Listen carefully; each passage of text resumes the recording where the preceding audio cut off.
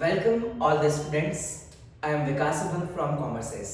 जैसा कि लगातार 8 दिनों से आप पार्टनरशिप के ऊपर महारत हासिल करते आ रहे हैं और पार्टनरशिप अकाउंट्स के बारे में क्लास 12th वाले मेरे सारे प्यारे बच्चे सीख रहे हैं, क्योंकि वो सीखने यहाँ पर आ रहे हैं कम से कम 90 और ज़्यादा से ज़्यादा 100 नंबर लाने के लिए। तो दोस्तों, आज हम लोग करेंगे सबमिशन ऑफ पार्टनरशिप अकाउंट्स, क्योंकि इसके अलावा दूसरे टॉपिक्स भी है अपने पास जो डे नंबर 10 से अपन पढ़ेंगे। और डे नंबर 10 से अपन स्टार्ट करेंगे एनपीओ, यानी कि नॉट फॉर प्रॉफिट ऑर्गेनाइजेशन। तो बच्चों, जैसा कि हम एंडिंग के दौर पर है, कंसेप्ट्स को एक बार रिवाइज कर लेते हैं, क्योंकि मेरा एक ही कंसेप्ट है सबमिशन कराने का, रिवीजन कराने का, क्योंकि विजन से ज्यादा इंपॉर्टेंट रिवीजन होता है। क्योंकि अगर रिवीजन ना हो तो इंसान विजन भूल जाता है, और आपको भूलना नहीं है। आप सभी को 90 से ऊपर और 90 से ऊपर ही नंबर लाने हैं, 90 से कम नहीं लाने हैं, और 100 की कोशिश करना है ना। प्रयास पूरा कीजिए, आए ना आए वो प्रकृति का नियम है, लेकिन प्रयास अपने को करना है, कोशिश करनी है, कोशिश जारी रखिए। चलिए, कोशिश आपको करना है और कोशिश से नहीं डरना है। तो सबसे पहले सबमिशन की अगर मैं बात करूं आपके साथ, तो सबसे पहले अब हम उल्टा सबमिशन करेंगे, है ना। कैसे उल्टा सबमिशन? कि पिछली बार हम लोगों ने बेसिक से स्टार्ट किया था, आज हम एडवांस से स्टार्ट करते हुए बेसिक की तरफ जाते हुए पूरे पार्टनरशिप अकाउंट्स को मात्र 15 से 20 मिनट में खत्म करने वाले हैं, है ना। ताकि शॉर्ट में आपको पता है, क्योंकि कई ऐसे बच्चे होंगे जिनके पास टाइम नहीं है, वो 20 मिनट का फास्ट फॉरवर्ड 2x में देखकर भी अपने 90+ कर सकते हैं। तो जरूर वीडियो देखिए। और देखिए बच्चे, हम स्टार्ट कर रहे हैं सबमिशन ऑफ पार्टनरशिप अकाउंट्स का। तो सबसे पहले लास्ट चैप्टर, जो चैप्टर नंबर 8 है आपका, वो है, आप जानते हैं, 8वां chapter, dissolution of partnership firm. Dissolution of partnership firm यानी कि डिसोल्यूशन, नाम से आपको लगता है बच्चे डिसोल्यूशन। डिसोल्यूशन का मतलब कंपनी का डिसॉल्व होना, यानी कि अब पार्टनरशिप फर्म पढ़ रहे हैं तो पार्टनरशिप फर्म का डिसॉल्व होना, डिसोल्यूशन ऑफ पार्टनरशिप फर्म है। अकाउंटिंग ट्रीटमेंट की बात करें तो 2 केसेस हो सकते हैं, या कोर्ट ऑर्डर दे सकता है डिसोल्यूशन के लिए, या कोर्ट ऑर्डर नहीं दे सकता है। जब कोर्ट ऑर्डर दे सकता है तो उसकी बात मान लो, जब नहीं दे सकता है तो म्यूचुअल कंसिस्टेंसी से आप डिसॉल्व करना चाहते तो डिसोल्यूशन ऑफ पार्टनरशिप फर्म है। बात करते हैं, आप अकाउंट्स के स्टूडेंट हैं तो अकाउंटिंग ट्रीटमेंट आपको आना चाहिए, जो कि अकाउंटिंग ट्रीटमेंट डे नंबर आप कंटिन्यूअसली पढ़ते आ रहे हैं और आपने याद जरूर किया है, समझा है, और आप लिखकर जरूर आएंगे। तो मैं एक बार शॉर्ट में आपको बता देता हूं, इसमें सिर्फ हमें 2-3 ही ट्रीटमेंट सीखने हैं। एक सबसे पहला अकाउंट जो बनेगा बच्चे, वो है रियलाइजेशन अकाउंट। रियलाइजेशन अकाउंट, जैसे कि नाम से पता है, एसेट्स को रियलाइज करना है और लायबिलिटीज को पे ऑफ करना है। याद आ रहा है ना? कंसंट्रेशन, रिवीजन मतलब शॉर्ट। शॉर्ट मींस भाई शॉर्ट लगाकर आना है आपको अच्छे से, है ना, और 100 में से 100 लाना है।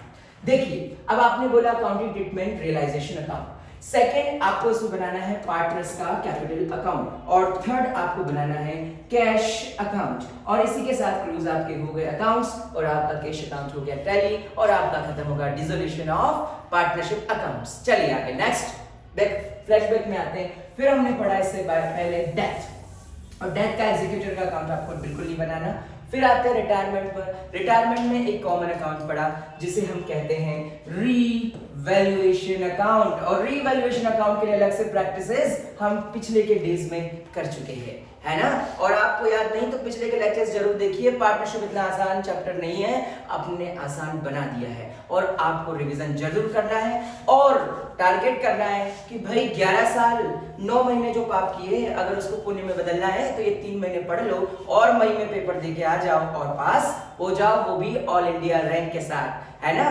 क्योंकि आपको आगे जीवन में काफी सक्सेस लानी है। देखिए, अब हमने बोला रिवैल्यूएशन अकाउंट आप रिटायरमेंट के टाइम पे बनाएंगे। फिर दूसरा ट्रीटमेंट, अकाउंटिंग ट्रीटमेंट आप क्या करेंगे, आइए इसको शॉर्ट में देख लेते हैं। रिवैल्यूएशन में हम क्या करते हैं? रिवैल्यूएशन अकाउंट, रिवैल्यूएशन अकाउंट में हम इंक्रीज या डिक्रीज को नोट करते हैं, एसेट्स और लायबिलिटीज के इंक्रीज या डिक्रीज को नोट करते हैं। आप याद रखिएगा, भूल रहे हैं, आपको भूलना नहीं है, आपको याद रखना है, क्योंकि नंबर ज्यादा लाने हैं तो याद रखना पड़ेगा। जो याद रखेगा वो लाएगा, जो याद नहीं रखेगा वो घर को फिर कम नंबर लेकर आएगा, याद रखिए। तो इंक्रीज और डिक्रीज को ही नोट करते हैं, जबकि रियलाइजेशन से पहले करा वो किस नेचर का अकाउंट है, वो भी नॉमिनल नेचर का अकाउंट है, लेकिन उसमें हम किसी के इंक्रीज डिक्रीज को नोट नहीं करते, बच्चे इसमें ही कंफ्यूज होते हैं और पेपर में आसान क्वेश्चन आने पर भी नहीं कर पाते। आपको ध्यान रखना है, जिस चीज में हम कंफ्यूज होते हैं उसमें कंफ्यूज नहीं होना है, लोगों के फ्यूज उड़ा देने हैं, है ना, मतलब अपने को 100 में से 100 लाना है। देखिए अब रिवोल्यूशन अकाउंट आपका कंप्लीट करा दिया।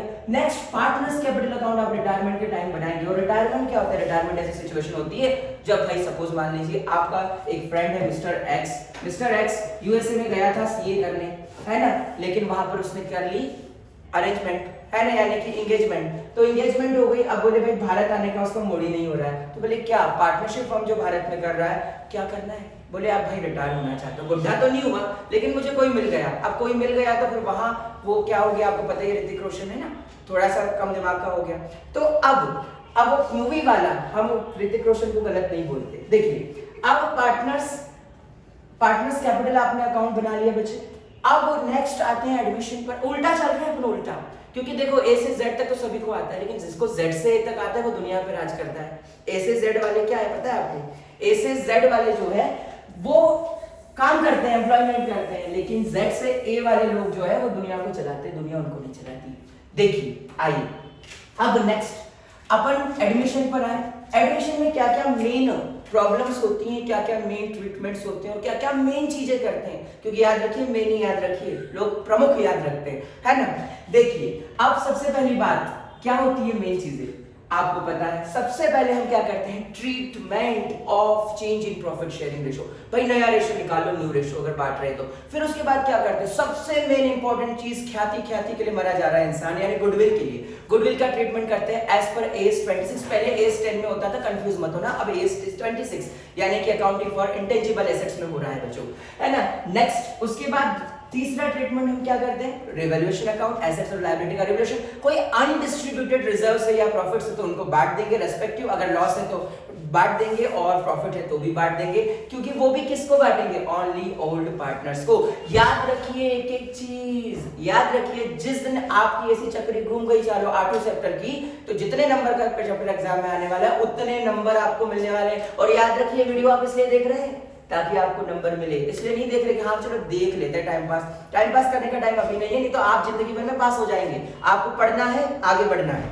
देखिए अब एडमिशन के बाद हमने ये चीज कर ली।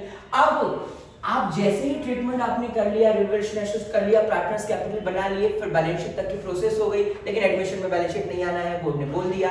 अब नेक्स्ट आगे बढ़ते हैं, अब पीछे आते हैं, फिर हम सबसे लास्ट वाला जो चैप्टर है बच्चे, जो हमने फर्स्ट बेसिक में पढ़ा था, जिसमें प्रॉफिट एंड लॉस एप्रोप्रिएशन के बारे में पढ़ा था, तो उसमें कितने सारे अकाउंटिंग ट्रीटमेंट है। देखिए सिर्फ उसमें हमको क्या बनाना है?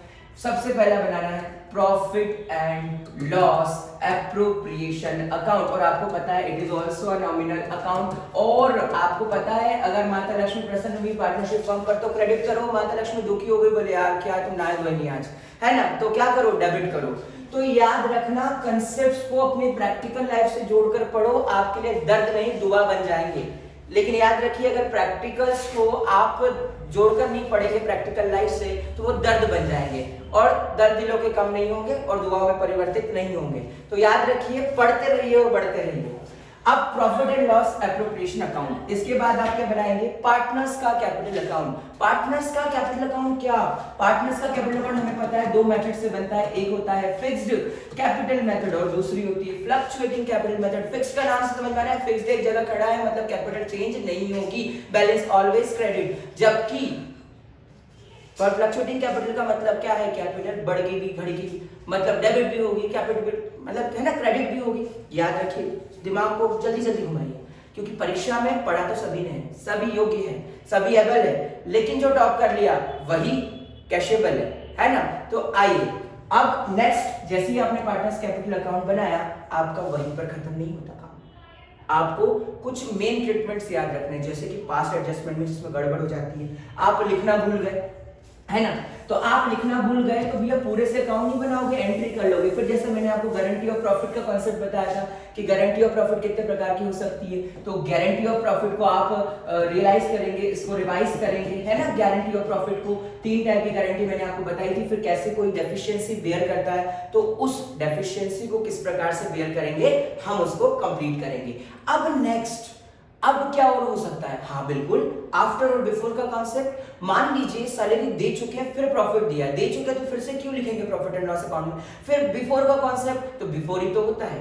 लेकिन याद रखना, क्या profit and loss appropriation account से निकलता है पार्टनरशिप में? बिल्कुल नहीं भाई।